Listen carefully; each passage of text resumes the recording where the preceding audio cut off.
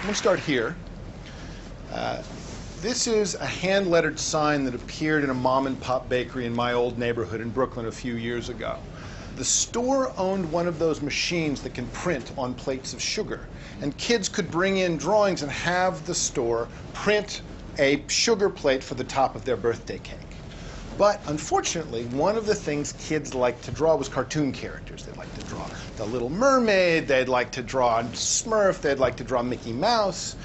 But it turns out to be illegal to print a child's drawing of Mickey Mouse onto a plate of sugar. And it's a copyright violation. And policing copyright violations for children's birthday cakes was such a hassle that the college bakery said, you know what, we're getting out of that business. If you're an amateur, you don't have access to our machine anymore. If you want a printed sugar birthday cake, you have to use one of our prefab images. Only for professional. So there's two bills in Congress right now. One is called SOPA, the other is called PIPA. SOPA stands for the Stop Online Piracy Act. It's from the Senate.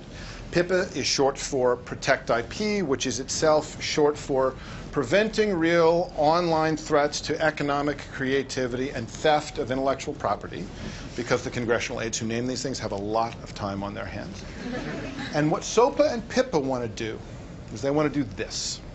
They want to raise the cost of copyright compliance to the point where people simply get out of the business of offering it as a capability to amateurs. Now, the way they propose to do this is to identify sites that are substantially infringing on copyright, although how those sites are identified is never fully specified in the bills. And then they want to remove them from the domain name system. They want to take them out of the domain name system. Now, the domain name system is the thing that turns human-readable names like Google.com into the kinds of addresses machines expect, 74.125.226.212.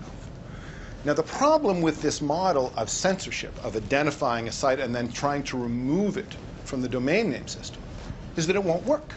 And you'd think that would be a pretty big problem for a law, but Congress seems not to have let that bother them too much.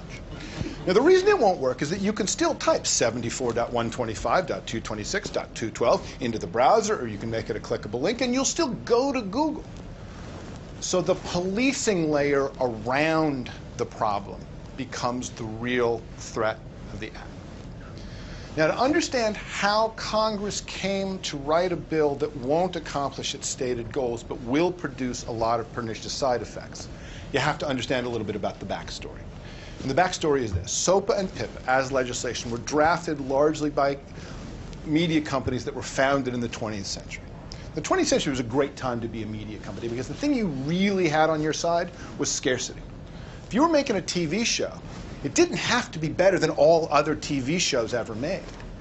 It only had to be better than the two other shows that were on at the same time, which is a very low threshold of competitive difficulty. Which meant that if you fielded average content, you got a third of the US public for free. Tens of millions of users for simply doing something that wasn't too terrible. This is like having a license to print money and a barrel of free ink. But technology moved on, as technology is wont to do, and slowly, at the end of the 20th century, that scarcity started to get eroded. And I don't mean by digital technology, I mean by analog technology. Cassette tapes, video cassette recorders, even the humble Xerox machine created new opportunities for us to behave in ways that astonished the media business. Because it turned out we're not really couch potatoes. We don't really like to only consume. We do like to consume, but every time one of these new tools came along, it turned out we also like to produce and we like to share. And this freaked the media businesses out. It freaked them out every time. Jack Valenti, who was the head lobbyist for the Motion Picture Association of America, once licensed the ferocious video cassette recorder to Jack the Ripper and poor, helpless Hollywood to a woman at home alone. That was the level of rhetoric. Right? And so the media industries begged, insisted, demanded that Congress do something. And Congress did something. By the early 90s, Congress passed the law that changed everything. And that law was called the Audio Home Recording Act of 1992. What the Audio Home Recording Act of 1992 said was, look at, if people are taping stuff off the radio and then making mixtapes for their friends, that is not a crime. That's okay. Taping and remixing and sharing with your friends is okay. If you make lots and lots of high-quality copies and you sell them, that's not okay. But this taping business, fine, let it go. And they thought that they'd clarified the issue because they'd set out a clear distinction between legal and illegal copying. But that wasn't what the media businesses wanted. They had wanted Congress to outlaw copying, full stop. So when the Audio Home Recording Act of 1992 was passed, the media businesses gave up on the idea of legal versus illegal distinctions for copying because it was clear that if Congress was acting in their framework, they might actually increase the rights of citizens to participate in our own media environment. So they went for Plan B. It took them a while to formulate Plan B, but Plan B appeared in its first full-blown form in 1998, something called the Digital Millennium Copyright Act. It was a complicated piece of legislation, a lot of moving parts. But the main thrust of the DMCA was that it was legal to sell you uncopyable digital material, except that there's no such thing as uncopyable digital material. It would be, as Ed Felton once famously said, like handing out water that wasn't wet. Bits are copyable. That's what computers do. That is a side effect of their ordinary operation. So in order to fake the ability to sell uncopyable bits, the DMCA also made it legal to force you to use systems that broke the copying function of your devices. Every DVD player and game player and television and computer you brought home, no matter what you thought you were getting when you bought it, could be broken by the content industries if they wanted to set that as a condition of selling you the content, and to make sure that you didn't realize or didn't enact their capabilities as general purpose computing devices. They also made it illegal for you to try to reset the copyability of that content. The DMCA marks the moment when the media industries gave up on the legal system of distinguishing between legal and illegal copying and simply tried to prevent copying through technical means. Now, the DMCA had and is continuing to have a lot of complicated effects, but in this one domain, limiting sharing, it has mostly not worked. And the main reason it hasn't worked is the internet has turned out to be far more popular and far more powerful than anyone imagined. Right? The mixtape, the fanzine, that was nothing compared to what we're seeing now with the internet. We are in a world where most American citizens over the age of 12 share things with each other online. We share written things, we share images, we share audio, we share video. Some of the stuff we share is stuff we've made. Some of the stuff we share is stuff we've found. Some of the stuff we share is stuff we've made out of what we've found. And all of it horrifies those industries. So PIPA and SOPA are round two. But where the DMCA was surgical, we want to go down into your computer, we want to go down into your television set, down into your game machine, and prevent it from doing what they said it would do at the store. PIPA and SOPA are nuclear. They're saying we want to go anywhere in the world and censor content. Now, the mechanism, as I said, for doing this is you need to take out anybody pointing to those IP addresses. You need to take them out of search engines. You need to take them out of online directories. You need to take them out of user lists. And because the biggest producers of content on the internet are not Google and Yahoo, they're us. We're the people getting policed.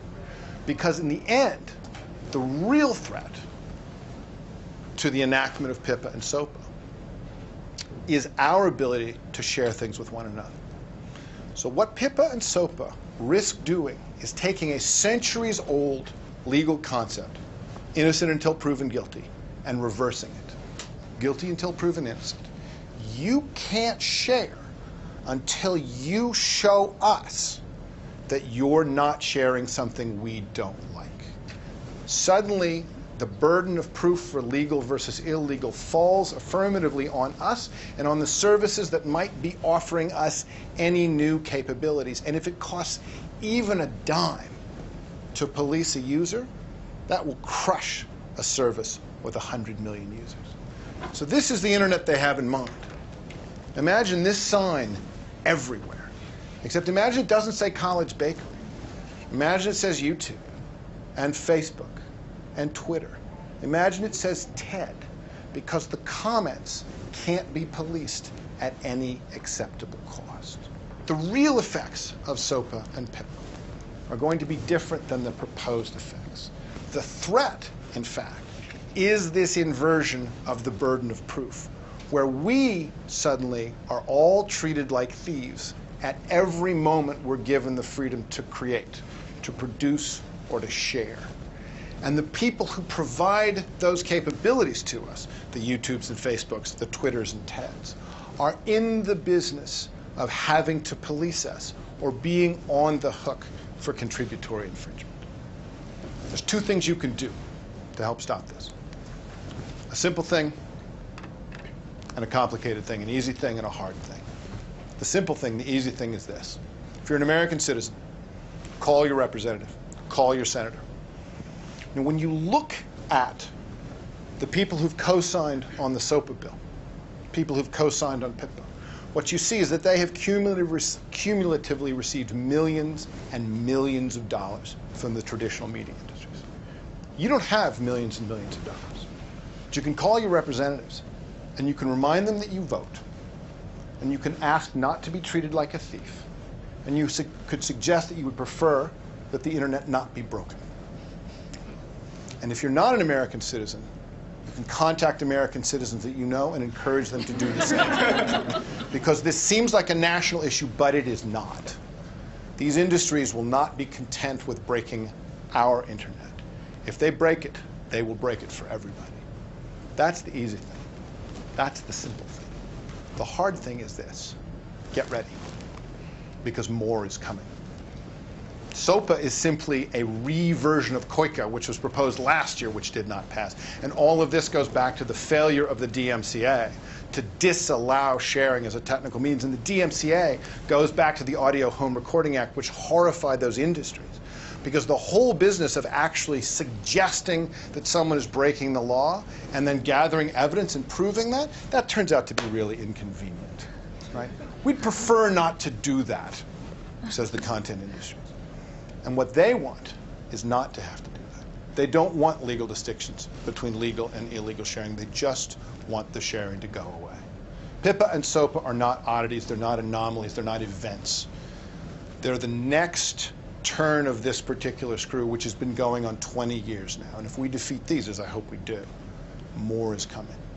Because until we convince Congress that the way to deal with copyright violation is the way copyright violation was dealt with Napster, with YouTube, which is to have a trial with all the presentations of evidence and the hashing out of facts and the assessment of remedies that goes on in democratic societies. That's the way to handle this.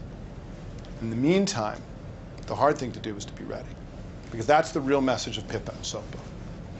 Time Warner is called, and they want us all back on the couch, just consuming, not producing, not sharing, and we should say no. Thank you.